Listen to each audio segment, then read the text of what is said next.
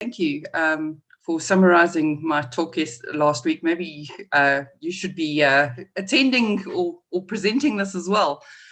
I just wanted to get some feedback on last week. I gave you guys a task, and I was hoping to just start this morning just with a little bit of feedback in terms of changing the conversation about the situation as opposed to the person involved or the person responsible.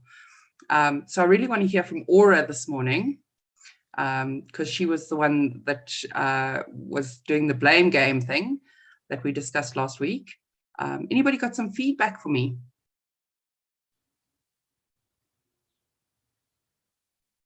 No? Okay, no feedback. All right. Not a stress. It will be part of your task again. Remember, once again, we're creating the habit of communication. And we're taught to communicate as a child, yet we're not given effective tools throughout our developmental stages as to why and how and what and all the intricate parts of communication. So then we get to sit in a webinar here where I get to tell you exactly why we think the way we think and why communicating effectively is actually incredibly vital to get your point across. I'm going to share my screen, and because we're doing habits, I'm going to go through a couple of the slides that we started with last week. And every time I start, I want us to start with the same sort of slides. And as you all know, a habit is formed when you see it over and over and over again. Okay, so empowering your habits is all about awareness and practice. And once again, awareness is knowing, knowledge or perception of a situation or a fact. And then practice involves doing something regularly in order to improve your ability at it. Okay. I also put in this slide because what was quite interesting of last week is sort of the last 20 minutes, I kind of got passionate about the being in the moment and the past and the present and the future. So the past is where what was, we can learn from it. The future is what will be. The only thing we're certain of is that it hasn't happened yet. And this is where we need to live, is in the present. And going into the listening skills, once again, effective or active listening is being in the present moment. So today's Zoom is on communication skills, listening and identifying signs. So active listening. Active listening is the ability to focus completely on the speaker, understand their message, comprehend the information, and respond thoughtfully. Very often, and I'm going to go into the situation where what we normally do as humans when we listen to somebody, and this is how our minds work when somebody's talking to us, is we pick up keywords and associate them with our own circumstances. So how often has somebody spoken to you where they've said something and you come up with a story that's very similar, and your next response is really to give your story that's similar to that person. So we're actually, all the time that we're listening to people, we're picking up keywords so that we can continue conversations. But I need you to be very aware of actually going off on your own story in your mind when you're actually listening to somebody else, because that's possibly that you're not actually listening to their entire story. And we've already answered the person without hearing the full story. We react to one word in the sentence. So we very often take one word and go, okay, that's what that person is attempting to say. And because that person said that one word, that's the only thing that we can think about. And that stops us from listening to the rest of the words that the person is speaking. And then we judge. We generally will have a judgment as to what that person is saying, whether they're right or wrong. And we judge people by our standards. And I need you to be very aware and careful of doing that. Every human being has their own circumstances, and they are going through their own lessons in life. Yet what we do is we judge them based on what they are saying. So once again, those are 4 elements that you need to be very, very aware of when you are listening to what somebody is saying. Be unbiased and actually just hear the words of the person that is speaking. So active listening in a conversation, and this is exactly the same as the eliminating assumptions, okay? It improves insight and comprehension, it increases self-awareness, it reduces tension, it resolves conflict, it provides information, and it assists to make realistic choices, and improves interpersonal relationships. And on the email that was sent out with this ad, they did put the 5 key techniques to active listening. And I'm going to go through that. And then after this slide, I'm going to open the floor to everyone to just kind of give me some ideas of what issues you've had with people not listening to you. Okay, so the 5 techniques is pay attention. Once again, be in the moment. Show that you're listening with the nod of the head, with an acknowledgement of yes. Provide feedback. So always go back and once again, it's the repetitive of what that person is saying. Are you comprehending what they're saying so that you can actually give decent feedback? Defer judgment once again, and respond appropriately. Okay, so I'm going to stop my screen share right here. And I want to have an interactive chat with everyone in terms of listening. So I'll give you a very quick example of somebody I spoke to yesterday. It's a friend of mine, and there's an old roadhouse in Edenvale called the Apple Bite, and it moved recently to a little shop in Eastleigh. However, it's opened up again in Van Riebeeck Avenue and is operating as normal. And we love their calzones. And a friend of mine and I constantly, when we get together, it's about the calzone. So she went to the little shop and they weren't doing pizzas. So we were like, we're never ever going to get calzones again. So I phoned her yesterday and I said to her, listen, Apple Bite's opened again. They're doing the calzones. We must definitely do it again. And before I could say Apple Bite is open again, she started telling me about how there's a huge controversy on Facebook about somebody who's stolen the name and opened it up differently. And the point I was making is that they are selling the same calzones as what they were selling before. So, you know, I didn't need her to go into that whole explanation. However, I listened to what she said and kind of brought her back to the fact that I was actually just wanting her to know that we could actually share a calzone again. So have you guys had experiences where you are talking to somebody and they're going off on a complete different tangent that you can share with us?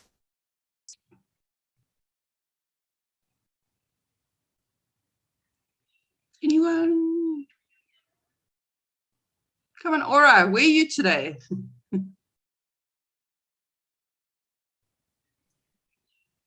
Hey, Neville. I think you mean Ola, sorry. Ola. Ola. That's who I'm looking for. Is she not here today? She's joining now. Okay. Ola, we've been waiting for you.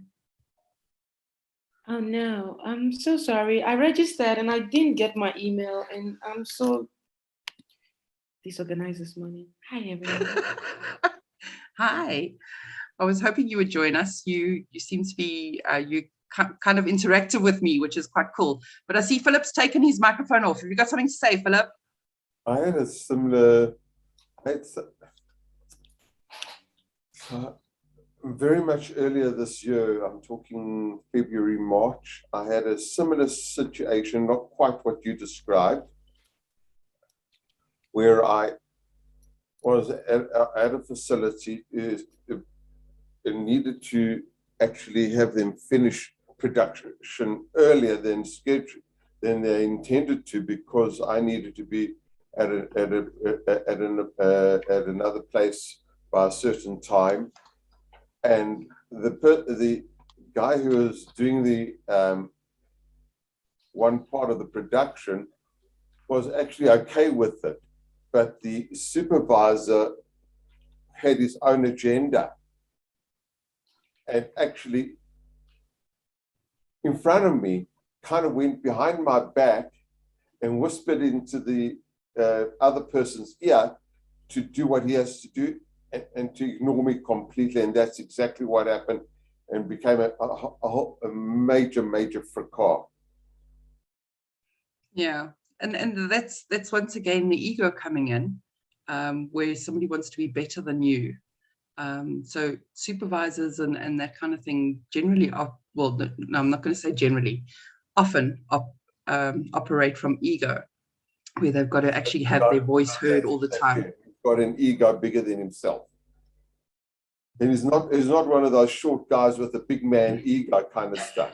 He's a no, you get those, and I know one or two. I know a lawyer has got that attitude, and I know a couple of other people have got that kind of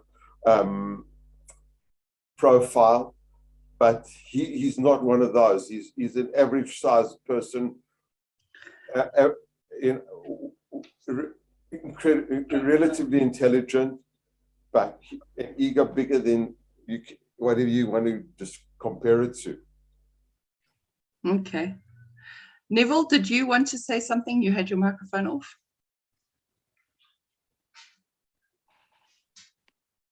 Yes, I just wanted to say that, you know, that step 3 or the third point about listening and providing feedback, I think a lot of people confuse that with giving advice. And, you know, I find that very annoying when you just want to be listened to, and you don't necessarily want somebody to tell you what to do. You just want them to acknowledge your dilemma. But, you know, they go off and tell you, well, why don't you, or you should, or have you done this, and why don't you do that? And it's, yeah, I find that really irritating. So I think, you know, in providing feedback, we must know that that really is acknowledging what you've heard rather than giving advice on what to do. Okay, so that's a very interesting point, Neville, and I'm not going to put you on the spot, but I am going to ask you a question. When somebody is speaking to you, okay, what do you generally do? Do you generally offer advice from your knowledge?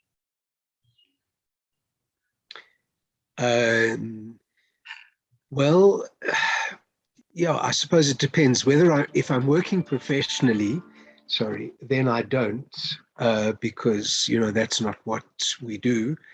But sometimes if it's a friend, you know, or somebody in a non-professional environment or context, I may offer advice. So, yeah, I think it depends on my context. And that is absolutely normal for us to offer advice based on our own experiences. One of the things I'd like, and this is going to be your assignment for this week, is when somebody's talking to you to actually respond with, how would you like me to respond? Are you just offloading? So are you just talking for the sake of talking, or because you need to offload? Or are you actually seeking advice and help? Or so it's actually quite interesting when you start asking those questions, and it changes the way that you listen as well. So when you know that somebody is actually seeking advice from you, you will listen far more intently than somebody who's just offloading. And it's actually quite an interesting exercise to do with people when they actually are chatting to you, and you go, what would you want? What would you want my response to be? Would you want advice? Would you want me to just listen, or do you want me to actually do something about it? So that's a nice, interesting way of establishing how you should listen. as well. Yeah. Okay. Does that make sense? And also, yeah, sure. And, establishing what the needs of the person are, because sometimes it really is just to blow off steam and they don't necessarily want you to tell them what to do. But, sometimes it's helpful. So I think to clarify your role in the discussion is useful. 100%. Thanks, Neville. Ola, your microphone off? Yeah, no, I just it's what he said is like really interesting. And I love the fact that you should ask people like, okay, do you want me to just listen? Sorry, I've got flu, so my voice sounds like I checked, it's not corona. Good. If they want you to listen just to blow off steam, or to listen because you're telling me because you would like me to help you. But the thing is, your mind, and just correct me if I'm wrong, because I think I'm just seeing from a different perspective. Your mind, I feel like it's like a soil. So there you have this person who is just, there's the sky could be blue outside. It's just always gray in their world, and it's just and it's not. It's just it's not gonna help. Like, so why? Because that's why you've got psychologists. If you need to speak to someone, then you need to go speak to them. Like, and I'm not trying to be mean. It's just you saying all those things, and then you come and then you ruin my day. I'm just like trying to manage my day and get through. And I suppose we're all different and whatnot, but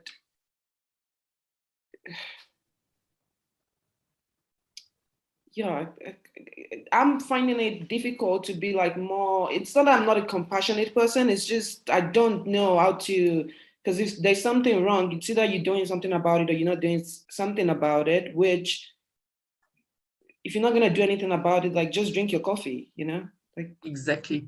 And yes, you're absolutely right. We've got those everyone's got those friends or those colleagues that every time they open their mouth, it's to complain about something. It's the traffic, it's the load shedding, it's the corona, but that's all they can talk about. So I have some of those friends where I actually got to a point where I couldn't actually take it anymore.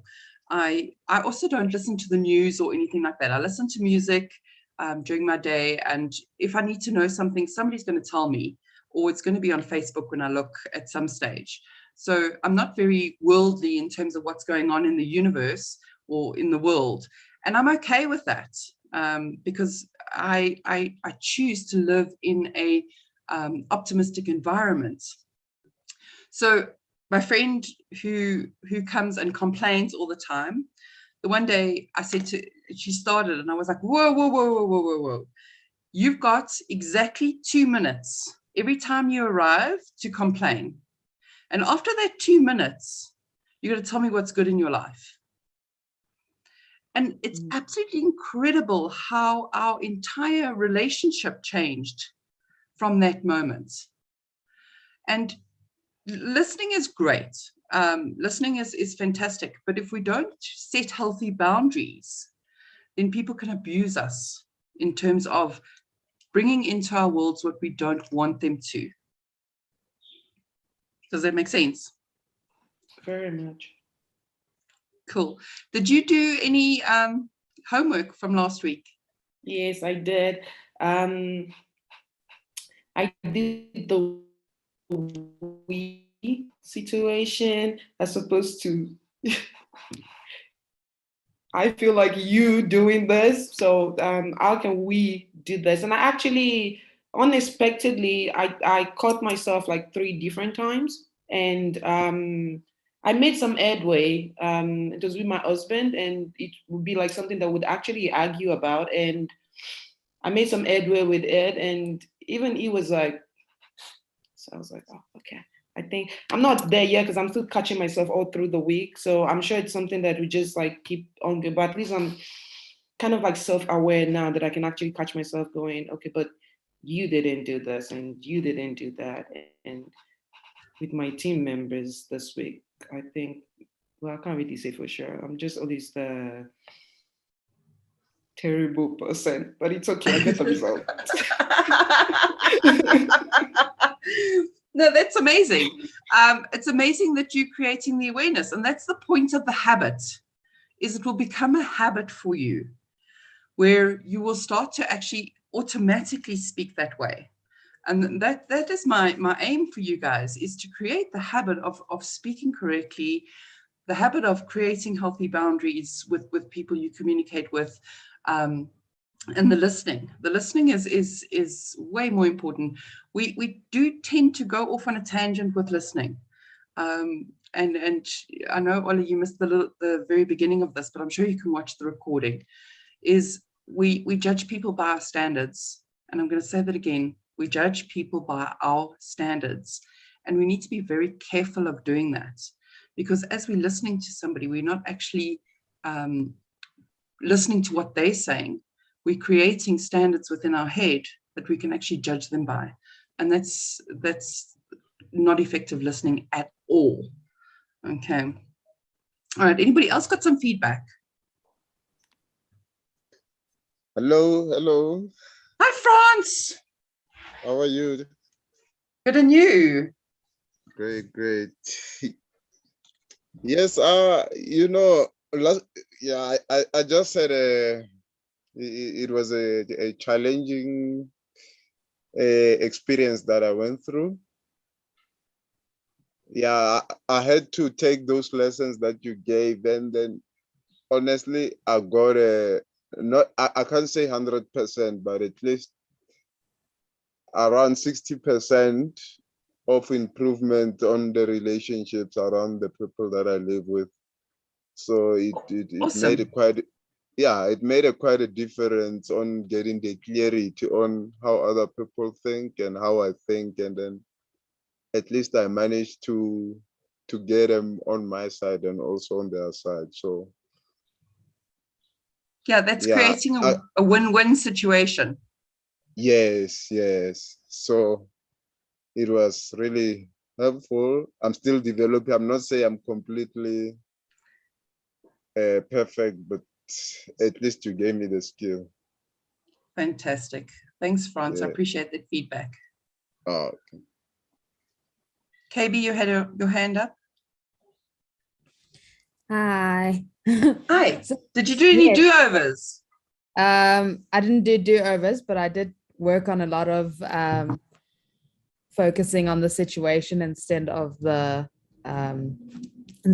person. So I'm working with someone now, and we're trying to come up with a new logo for our work, and we are clashing a lot. So I like one way, she likes another way, but I had to keep going back and saying, how do we come up with something that works well for both of us? And when it came to designing the logo, and I wouldn't say we came up with something that worked perfectly, but it helped us in terms of conflict. It didn't end up with a fight because I was saying your logo is terrible or my logo is better than yours. It ended up just being a thing of us both working together to try and meet somewhere in the middle. So that really helped quite a bit. Perfect. That's exactly the results that we're wanting. Is collaboration. Is collaboration with others, and the way that we speak to others and the way that we listen to others creates that collaboration, which is awesome. Thanks, KB. I appreciate that feedback. Okay. Anyone else? Okay. So there's one thing else I do want to add quickly. Yes. I'm busy writing a presentation for a meeting that I'm planning to have later this week still, and I'm finding that, well, I've always written a report, never blaming individuals, but looking at the situation. But I'm now looking at it from a different angle, because sometimes you need to identify a particular individual, and you've got to work around that, turn it right 360 degrees, in fact. So how are you achieving that? Well, that's one of the, I'm in one particular paragraph where I've got to change the whole structure of the paragraph in order to avoid that. Yeah, and you'll see that the report that you actually issue this week will actually probably be the best report, because it's the person that you're blaming is just going to throw the reports in the bin. Well, then, whereas the person that I'm blaming is actually not going to see the presentation. Somebody, a third party is. Okay. So that, Right. I don't even know the other party. Okay. All right. It's advantageous, but at the same time, as you would put it, wrong, because it's not the ideal situation. You don't want to identify people. Well, look, just in terms of it's wrong, one of my biggest things in life is, and I keep saying this to you guys, biggest thing in life is there's no right and wrong. There's correct and there's learning opportunities. Oh, okay, let's call it a learning opportunity. So maybe the way that you can restructure that paragraph is that person may need some training instead of he did it wrong. Is to go, possibly a suggestion would be that he would need some training in this particular area. As a CEO? With an ego. No, he's not the one with the ego, it's one of his employees. Yeah, make a suggestion rather than a blame. Yeah, it's something that I've side noted on a piece of paper that to look as a way of getting around it. Yeah, that there may be a lack of training in this particular area. Just a suggestion. Yeah, thank you. Okay, anyone else? No, okay. Sorry, excuse me. So my mother had a saying that she said to us our entire lives, and it's that you have 2 ears and 1 mouth, and you should listen twice as much as you talk. And it is so true. Very often we talk for the sake of talking. Now, I have a friend who stays here. He's quite an older gentleman, and he loves to talk. He loves to hear his own voice, and it drives me insane. So he will sit in the kitchen and he will talk, and I will go into the garden and I'll water the garden, and I'll come in every now and again and I'll go, yes, because I've heard the story 5 times. I know where it's going. However, he also is the type of person that has an ego and will not listen to any reason. So how do I get around getting him to listen to what I said? So what I did was I went and created a whole lot of Post-its based on everything that he says. So all the negativity that he brings into the conversation. So I created these affirmations of I am abundant, I am powerful, I'm the creator of my own universe, all of that kind of stuff. And I stuck them all over his room before he arrived. And he kind of walked into my office with these pieces of Post-its. And he was like, what's this all about? And I'm like, these are the affirmations you need to start saying to yourself in order to actually start thinking correctly. So instead of me going, you know what, you talk a whole lot of bull and I don't want to listen to you anymore, I made him think about something completely different. So my whole point of doing that exercise was to get him to think differently. And I wanted him to listen to me. So he doesn't listen at all. I'll start a conversation and once again, he'll take the conversation into a completely different area as long as it involves him. So another way of me getting him to listen is to write notes and stick them all over the place. It's also a way of communicating and a way of people actually paying attention and changing the voice, as opposed to they actually visually see these Post-it notes and they start to realize, hold on a second, I actually am not living the way I should be living. And I do complain a lot, and I do spend a lot of time on self. So, so there's many ways of getting people to listen to you. So it's words, it's songs. You could even find songs with certain words in it. Generally, people will listen to a song.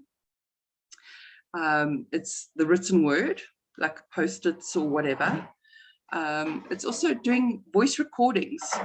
You know, if you want to say something to somebody and you don't want them to interrupt, send them a voice note. Just don't send it to Mike Said. He hates voice notes. But everybody else, send them a voice note. So all they can do at that moment in time is listen to your voice note. They're not listening to respond. They're listening to the words that you're saying. So use those tools that are available to you in terms of getting somebody to listen to what you need them to say. Now, there's also a very big difference between listening and hearing. Listening is one thing. Hearing is actually understanding what that person is saying, comprehending what they're saying. And that can only be achieved, once again, by asking the questions.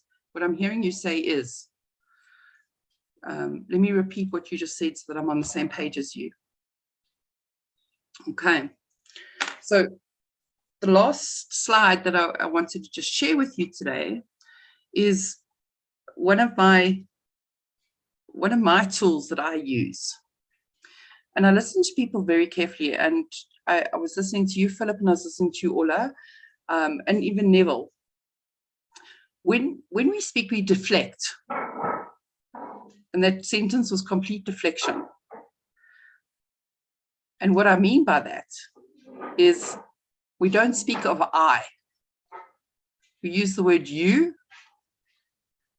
and people will go, you do X, Y, Z. And I go, no, I don't. Meantime, it's them. So when I actually have gotten into the habits, when somebody starts talking like that, I go, who's you?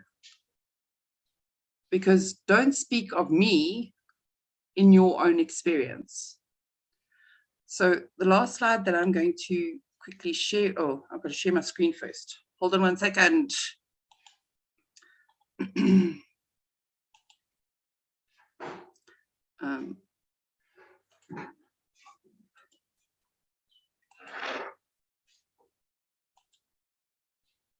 Okay, so we did the key elements, the key techniques. Okay, so by active listening, you'll be able to establish whether the person is deflecting.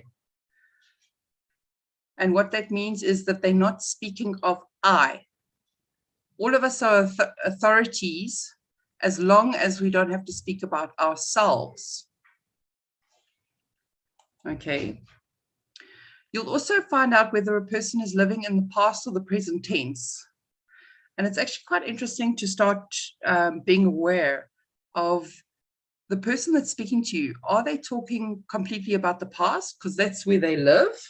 In other words, their whole existence is about their past experiences, or are they living in the future? In other words, I'm going to have this successful business. I'm going to win the lotto. I'm going to do this. I'm going to do that. Whereas somebody who lives in the past, I used to do this. This is how it used to be. Da, da, da, da, da. So you have the opportunity there, once again, to bring somebody back into the present. So if somebody is living in the past, in the future, you can always say to them, yes, but what is happening right now? Let's come back to, in this moment, what is actually happening for you. Whereas if people are speaking about the past, you can then once again say, that's great, that happened in the past, but how is it affecting your present situation? Okay. One of the things I love is I'll ask somebody a question and they'll say to me, I don't know. How many of you get that answer? Here's a tip for you. If you answer the question, so they say, I don't know, and you say, and if you did know, they will automatically respond to you. 9 times out of 10, they will come up with an answer. and test that technique with people. When they go, I don't know, you go, and if you did know, and they'll give you the actual answer of what they're looking for. So I love that little technique. And then we touched on this with Neville. Does the person actually want an answer? Do they want an answer from us? Do they want us to support them? Do they want our advice? Are they just talking for the sake of talking? Are they egotistical, Philip? and love the sound of their own voices? Or do they actually respect you enough to actually want you to give them some sort of guidance? And that's important to establish. What does the person sitting opposite you want from you, so that you can actually adjust your listening technique in order to support them. Okay. And is the person talking for the sake of talking? And I think we've covered that in terms of the guys that are ego driven, that love to talk about themselves, that their whole world is the only world that exists. Okay. All right, so I've given us some time to answer some questions. I'm loving this feedback session. Anyone want to comment or feedback or come, Ola? I think we need a session on ego management. Oh, that's an interesting one. Philip, let me ask you the question. Do you know when you're operating from ego or high self-esteem, which is the opposite of ego?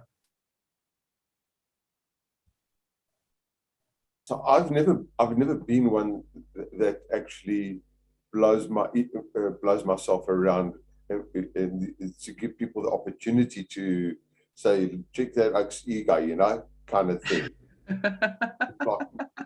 It's like kind of maar 'n groot kind of thing, you know. I'm not like that. Okay, Ola? I've never took my own on. I'm fabulous and I don't apologize for that, but at the same time, I'm not egoistic. I would like to hear everybody's opinion, but I'm not worried about just... Do your employees think you're egotistical? Or your colleagues? No. Well, I don't know, but... so that's an interesting question. The question is do you operate from high self-esteem or do you operate from ego? And I'll explain the two to you. Ego is, I am somebody because I have a big house and I have all the success and all of these things. Okay, look at my car and my speedboat and, you know, toot, toot, toot the horn, as Ola would say. Whereas somebody with high self-esteem is, I am somebody and I happen to have all of this beautiful stuff. Okay. So what's interesting is checking in with yourself, and very often I do operate from ego. And I'm very aware of when I'm operating from ego and when I'm operating from high self-esteem. And I'll go into a meeting with one particular person who rubs me up the wrong way. So I immediately go into that meeting with ego, and so does he. So the one way to check your ego or high self-esteem is high self-esteem. Am I doing and saying this in order to teach? Ego is, am I doing this to be malicious or vindictive? So then you're saying high self-esteem would be, based on my experience, I can inform you of in this particular way, whereas if I'm going to throw my ego up, I'd say, listen to me. I've done this. I've got the cap. I've got the badge. I've got all the accolades. Here's my decorations. Don't tell me I don't know what I'm doing. Philip, you said 3 words at the beginning of that sentence. Listen to me. Okay, that immediately tells me it's ego. Whereas if you had started the sentence with, can I share something with you? That would be high self-esteem. Correct. Okay. But that was intentional. Perfect, but it was perfect. It was a perfect example, you know, and very often when you listen to people and you hear them say, me, it's ego. When they speak of I, it's high self-esteem. Wouldn't that be dependent on the situation and who you're sitting with and how the others that you're interacting with are view themselves and the environment and expect you to fit in with the pieces of the puzzle? 100%. Judging people by your standards. 100%. It's actually so interesting to sit in a boardroom with egotistical people and watch them, just watch them, because you can actually see the disaster coming. It's so sick. It's so sick. I hate it. I know, but it's fun to watch because you're aware of where they're operating from, and you can go, okay, they're operating from the ego right now, and it's all about them. Whereas they're not operating from a place where they actually want to care about the people around the table and change the situation. That to sense the falseness in their words, in their vocabulary, is beyond description. 100%. Ola, you wanted to say something? Yeah, it's just quite interesting, like, to see this from your perspective and like from a sales perspective. You know, like when I say we, it's I, okay. In sales, like you put people into like okay. I put people into 4 different categories. It's just one of the tools that you use, and you've got the like your really type A kind of personality, that ones they call the Ruby, and then you've got the Pearl. The Ruby are like they usually, you know, like the type you find in the boardroom, aggressive, sorry men, but mostly men, some women. And then you've got your emeralds that are very analytical. So they're not asking questions because they want to be irritating. They don't understand until they see the whole thing. And then you've got your pearl, who are they're very art-centered. They operate from the art.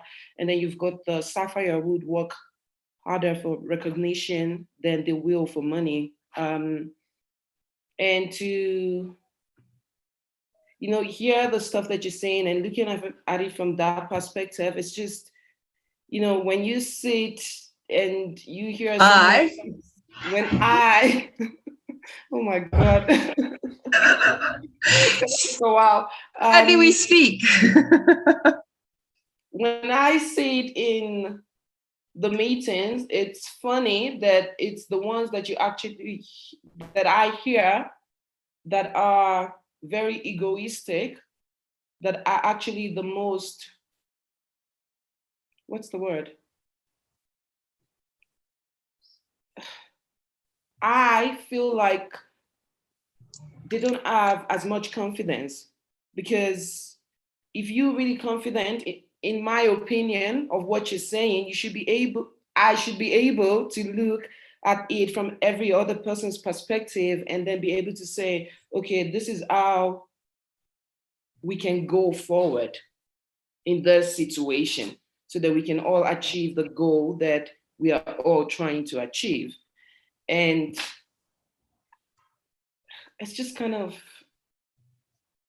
it's like inside out, because Look, it's very, very natural to box people into certain categories as well. And I do behavioral analysis as well. And we box people. And what's interesting is, so I'll give you an example. I'm high risk extrovert. Okay. My colleague who I work with is patience and policies and procedures. So he's actually the one that pays or signs the checks. So I've got to be very careful about the way that I speak to him. So yes, I comprehend where you come from. You put people in boxes so that you know how to communicate with them. So an example would be is I would walk into the office and go, let's run a workshop and we're going to do feathers and we're going to put this up and it'll be great and etc. etc. And he'll go, no. That will be his response. Okay. Now I know what his behaviors are. I can go in and go, before you say no. So what I'm saying to him, number one, is I'm giving you time to think about it. All right. I know he likes policies and procedures. So I will say something like, we need to get this result. Okay. So before you say no, we need to get this result. Okay. Then I can go into, we can use feathers and da, da, da, da, da, da. 9 times out of 10, he'll say yes. Whereas if he wants a result from me, he can't come to me with a manual and put it on my desk and say, read that manual and tell me what you think. Because I'm not going to read it. You know, act it out for me. And that's when I'm going to respond to it well. So knowing people's kind of boxes, as you call them, is an interesting way of communicating, because we once again know how to communicate with that person. So learning a person's behaviors, especially in the workplace. So what happens is employers employ people by their skills, not necessarily their behaviors. And their behaviors are actually the important part. Do they fit into the culture of the company? And will they be comfortable with the way the company actually runs? It's actually Makes very sense. interesting that you mentioned that. I've always just thought it was just me who thought that way, that someone can have this much experience doing this. I just, you can look at someone and just say, oh yeah.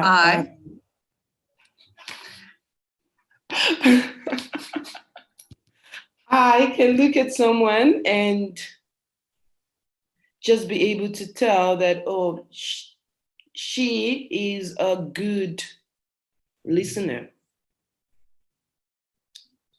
I can look at someone and be able to tell, okay, that person can never be in customer relations because the customer is going to cry, and Yeah.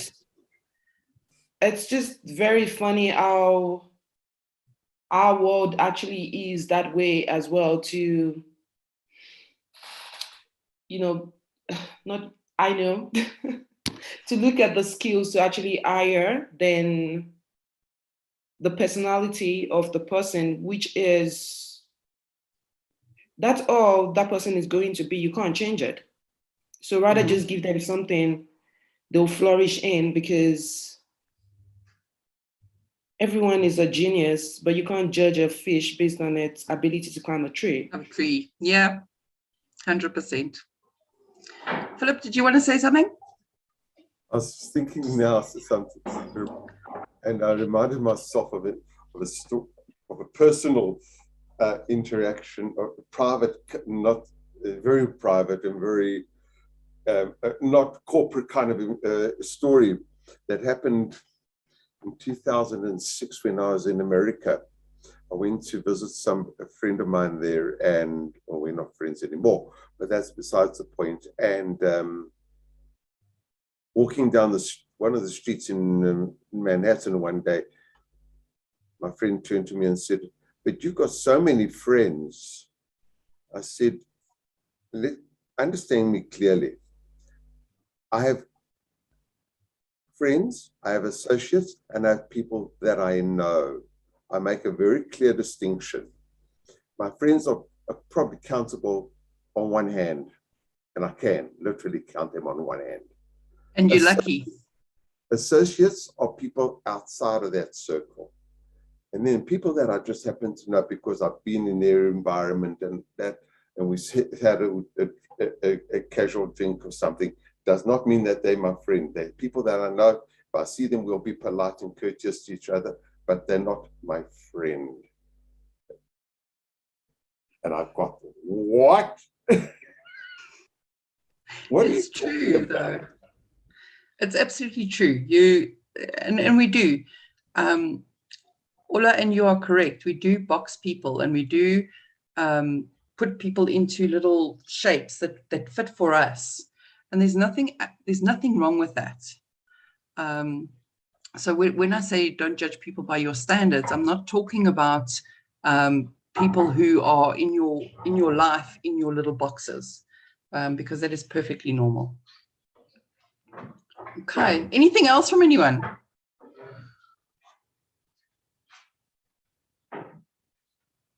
Okay, so your challenge for the week, and I would like some feedback next week, is the active listening. Okay. However, I'd like you to please add how the person wants you to respond. Okay, so when somebody speaks to you, please ask them what they want from you. Do they want support? Do they want advice? Or do they want you to just listen?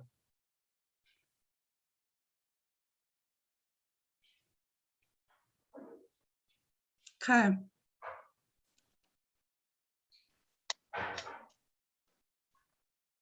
It's a very quiet group today, Tracey. Yeah. But I see Sorry. all the pens going and Philip writing, Ola writing.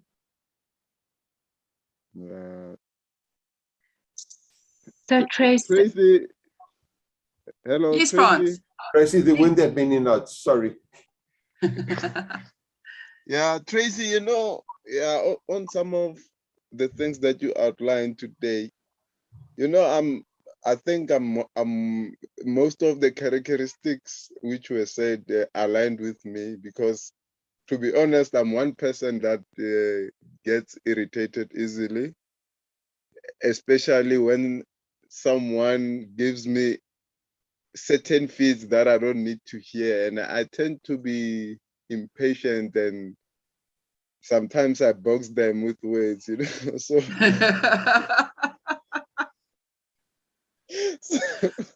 So to be honest, I think, yeah, I've learned something. At least this task that you gave us for this week, like, yeah, best way just to say, how do you want me to respond? It'll work better. It will stop your irritation. Yeah, honestly, I've seen myself. I'm that person. Like if I don't like what I'm hearing, and then like I just become too objective so quickly, and then yeah, hence yeah. So most of the time it becomes a conflict. Yeah? So yeah, let me just equip myself with this, and then I'll give you feedback next week. Great. I'm looking forward to the feedback. Yeah. Okay. Thank you. Trace, so thank you so much